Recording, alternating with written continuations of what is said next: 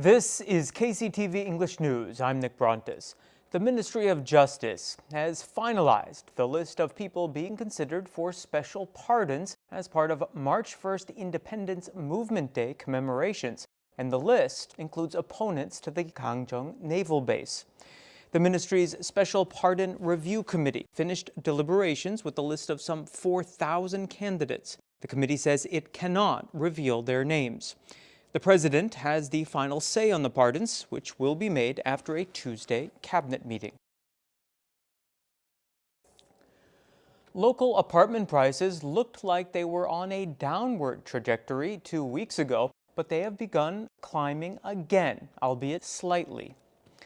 The Korea Appraisal Board says prices were up 0.03% last week compared to the week before. That comes after prices fell 0.05% in the third week of the month, and it was the highest increase in the country.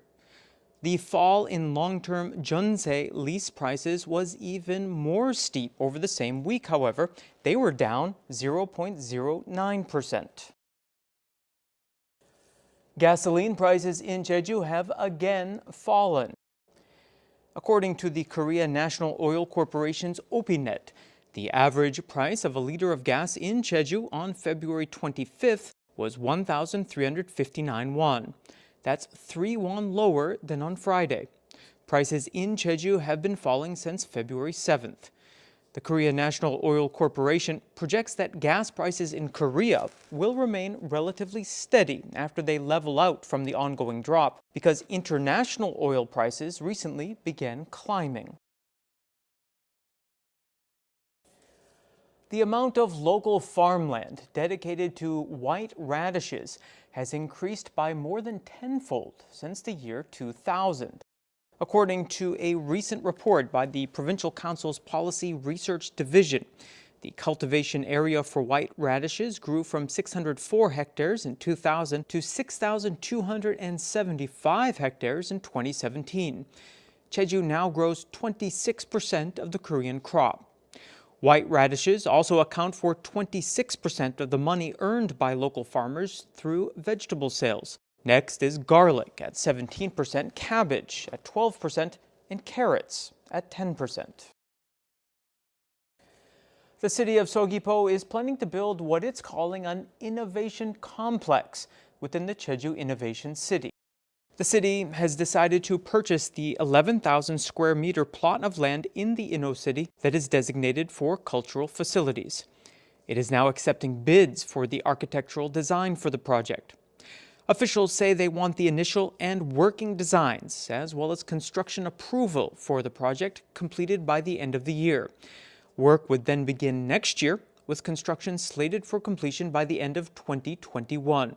The 29 billion won innovation complex will house a public daycare center, a swimming pool, a so-called book hub center, culture and hobby lessons, and a development foundation. 2,500 islanders were imprisoned on trumped-up charges 7 decades ago during the April 3rd incident. Some of the survivors who have had their names cleared by a court are now seeking billions of won in compensation. Mike Balfour reports. Survivors who had petitioned for a retrial to clear their names gathered at court after being recognized as wronged victims of the April 3rd incident last month. They now will file for criminal compensation for the unlawful arrest. Innocent victims can claim criminal compensation for false imprisonment based on the criminal justice system. 괴로웠던 그 험한 가시밭길을 다 제치고 무죄가 돼서 오늘 이 보상을 받게 된 심정은 어디 말할 수 없는 기쁨이지. 18 applicants requested 5.3 billion won of compensation in total. The calculation is based on the period of detention and attendance at the court. Individually, the requested compensation varies between 80 million won and 1.4 billion won. Along with the claim, they demand that the court post the written judgment of the retrial on the website of the Ministry of Justice for a year as part of efforts to restore the impaired reputation of the victims. 법원이 생존 수용인분들의 이런 증언에 대한 신빙성을 좀 저희는 인정해 주어서 이 형사 보상 청구가 원만하게 이루어지길 바라고 있고요. If the court decides to support the victim's testimony, the compensation money will be paid in 2 or 3 months. The victim's legal team will also file a damage suit against the state in April. This is not the end of the process. 6 other survivors will also petition for a retrial to clear their names. Mike Balfour, KCTV.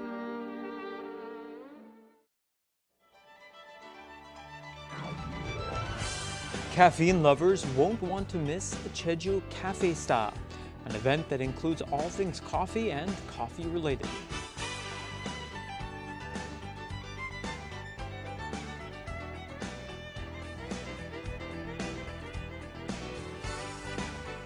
QAD Natural Park's Plum Blossom Festival is not just flowers.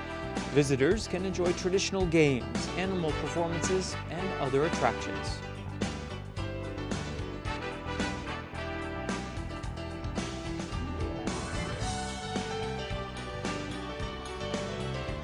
Enjoy a unique and modern take on the works of Gustav Klimt and Friedensreich Hundertwasser at the new Bunker des Lumières.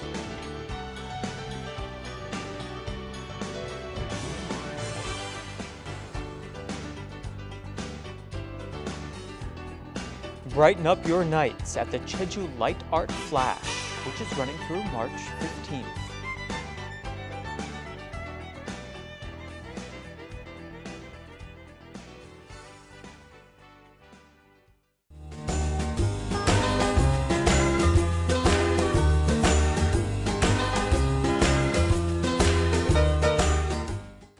We'll have a mostly clear start to the day Tuesday, but skies will be clouding over later on.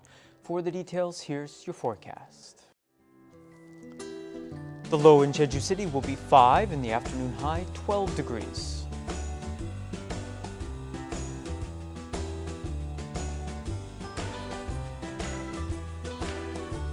In Seogwipo, temperatures will fall between 7 and 15.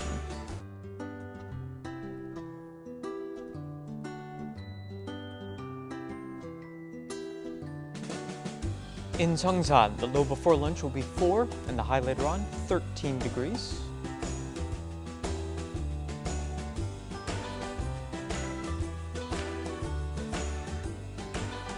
Across the island in Gosan, temperatures will range from 6 to 12.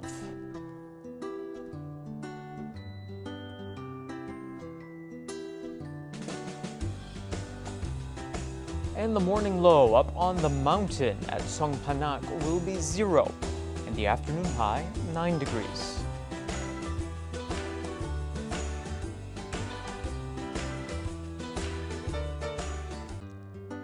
Out on the water, winds will be out of the north and northeast at 8 to 13 meters per second, and seas will be between 1 and 2.5 meters.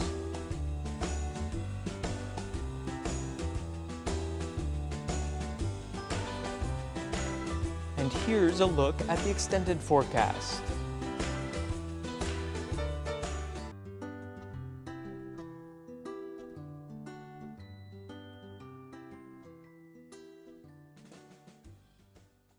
That brings us to the end of today's broadcast. Thank you for tuning in, and I hope you'll join me tomorrow at the same time.